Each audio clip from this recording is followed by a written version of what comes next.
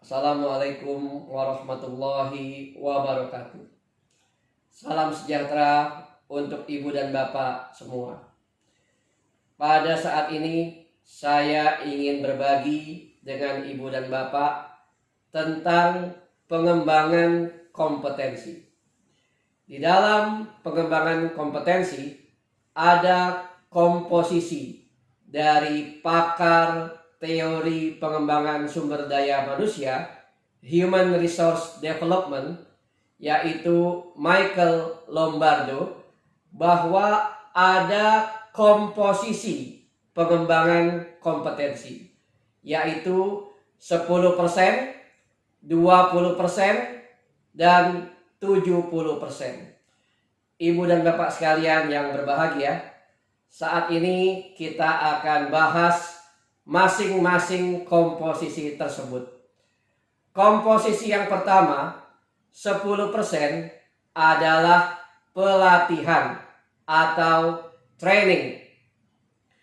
Apabila pegawai mengikuti suatu pelatihan, baik yang dilakukan secara tatap muka langsung atau kita kenal dengan istilah klasikal, maupun yang dilakukan secara virtual atau online, maka pegawai tersebut akan mendapatkan suatu ilmu pengetahuan, wawasan, keterampilan, dan keahlian secara sistematis dan terstruktur. Dengan berbekal ilmu pengetahuan dan keterampilan yang sistematis tersebut, maka pegawai akan memiliki suatu kerangka kerja atau framework. Framework ini, kerangka kerja ini akan membantu pegawai dalam melaksanakan tugas-tugas jabatannya secara lebih efektif dan efisien.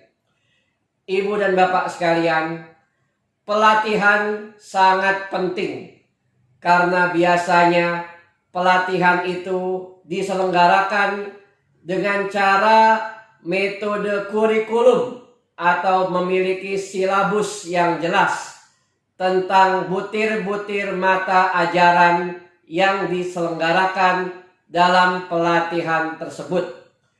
Dengan demikian, maka pegawai diharapkan dapat diperkaya wawasannya, ditingkatkan keterampilan teknisnya, serta memiliki sudut pandang yang jelas terhadap permasalahan yang terkait dengan pelaksanaan tugas jabatannya. Selanjutnya, ibu dan bapak sekalian, setelah dibekali dengan pelatihan yang komposisinya 10% tersebut, maka kita akan meningkat ke komposisi yang kedua, yaitu komposisi 20% berupa hubungan relasi sosial. Pengembangan kompetensi yang dilakukan melalui hubungan baik antara atasan dengan bawahan, antara pegawai yang lebih senior kepada pegawai yang lebih junior, dengan mekanisme coaching dan mentoring.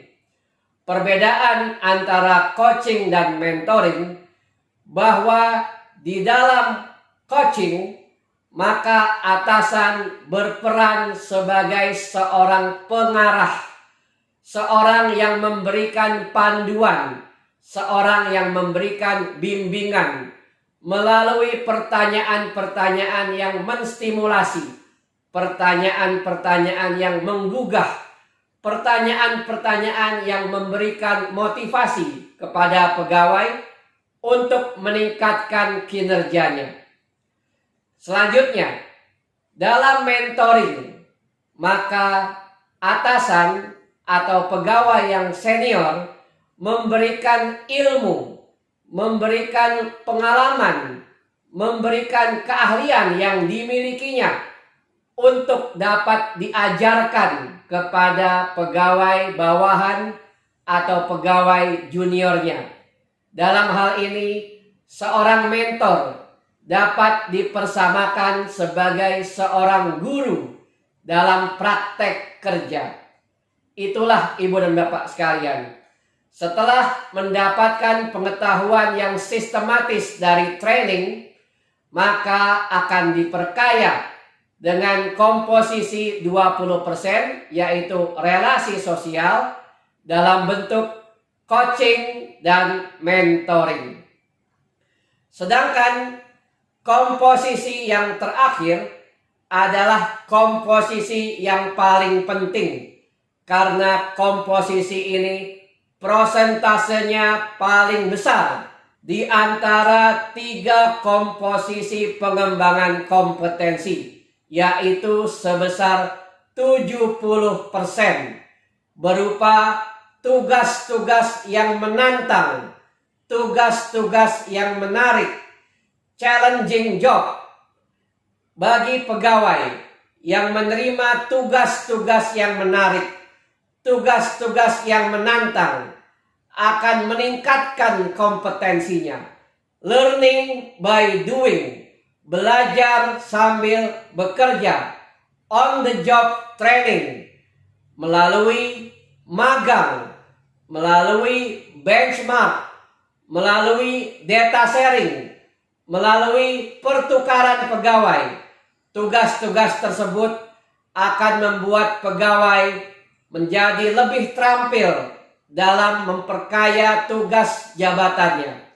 Demikianlah Ibu dan Bapak sekalian, 3 komposisi pengembangan kompetensi yang dapat diikuti oleh pegawai sehingga pegawai dapat meningkatkan kompetensinya secara berkala dan berkesinambungan. Dengan demikian, pegawai dapat meningkatkan kinerjanya, meningkatkan produktivitasnya, sehingga dapat berkontribusi dalam mencapai tujuan organisasi. Demikian sharing kita kali ini. Semoga ada manfaatnya. Kita jumpa lagi dalam sharing terkait pengembangan kompetensi dengan tema-tema yang lainnya. Terima kasih atas perhatiannya. Wabillahi taufik wal hidayah. Wassalamualaikum warahmatullahi wabarakatuh.